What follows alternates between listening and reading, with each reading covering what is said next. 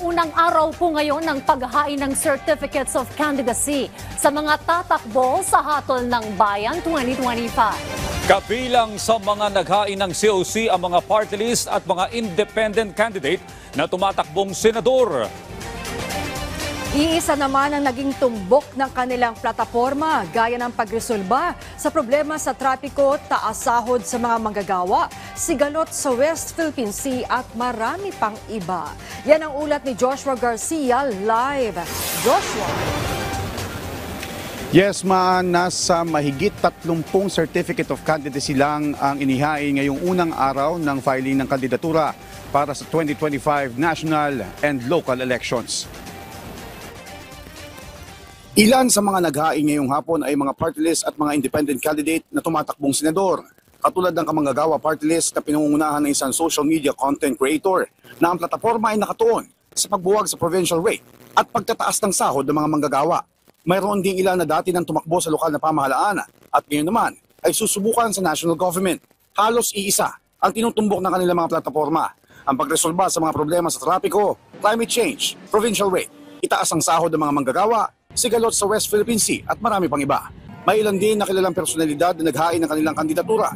Isa na rito si dating Agri Party List Representative Wilbert Lee na ngayon ay tumatakbong senador na ang pangunahing tututukan ay ang pagsugpo sa kahirapan ng mga Pilipino.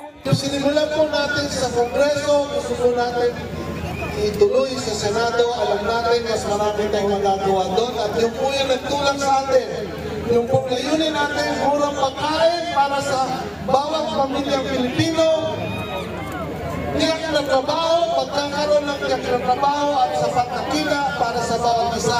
Sumunod ay ang re-electionist na si Senator Francis Tolentino na nangakong itutuloy ang mga nasimulan sa kanyang panunungkulan sakaling manalo ulit. We'll try to harness the gains of the current administration relative to economic recovery and some focus on foreign relations and defense matters as well.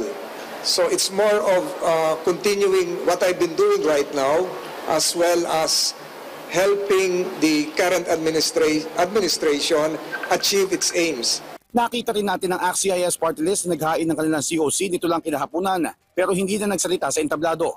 Ayon sa Commission on Elections, nasa mahigit 40 party list na ang tinanggal sa listahan dahil dalawang eleksyon nang hindi nakakakuha ng boto alinsunod sa Comelec Resolution No. 11071 habang 18,280 naman ang pagbobotohan na posisyon.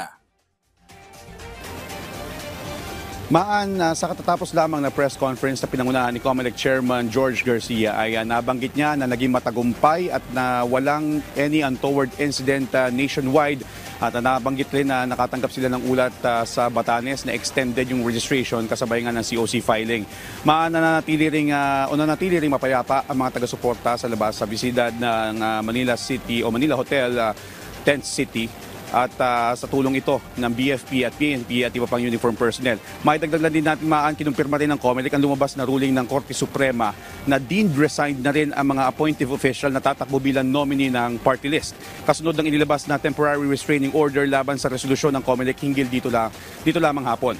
At magsasagawa rin ng pagdinig ang Comelec para sa mga nuisance candidate at tiniyak ng NBank na hindi kailanman magiging dahilan yung hindi pagiging kilala o kawalan ng pondo para hindi sila payagan na tumakbo sa darating na halalan. Sa kabuuan ay 32 naghain ngayon ng COC na kinabibilangan ng 17 aspiring senators at 15 mula sa party list. At mabanggit din natin isa sa mga napansin natin dito ay yung mahigpit na seguridad dito sa Manila Hotel Tent City kung saan ang pinapayagan lamang talaga ay yung mga accredited na media. At isa rin sa paalala ng komisyon para sa mga pupunta bukas ay 5 kopya ng COC ang kinakailangan dalhin para sa mga nais tumakbo kung saan dadaan ito sa pre-evaluation stage at kapag matapos o kapag maayos na ang lahat ay saka pa lamang ito tatanggapin ng Comelec. Inaasahan naman ng komisyon na mas marami ang maghahain bukas kasama na rito ang iba pang kilalang personalidad. Maraming salamat sa iyo, Joshua Garcia.